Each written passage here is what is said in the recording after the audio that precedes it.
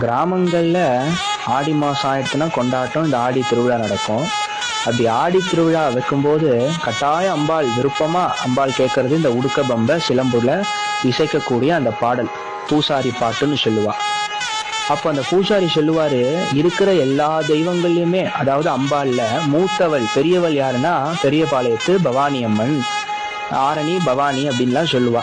அது என்ன அப்படின்னு நான் யோசிக்கும் போது சாஸ்திரங்கள்ல இருக்கா அப்படின்னா, இந்த கிருஷ்ண அவதாரம் நடக்கிறதுல, இந்த கிருஷ்ண அவதாரத்துல கிருஷ்ணர் அவதாரம் பண்றதுக்கு முன்னாடியே யசோதையினுடைய கர்ப்பத்துல போயிட்டு அம்பாள் வந்து யோக மாயாவா அவதாரம் பண்ணி, அதுக்கப்புறம் கிருஷ்ணர் இங்க அவதாரம் பண்ணி அந்த குழந்தைய மாத்தி கம்சன் வந்து தூக்கும் போது காலை உதறி விட்டுண்டு ஆகாசுல பறந்தான்.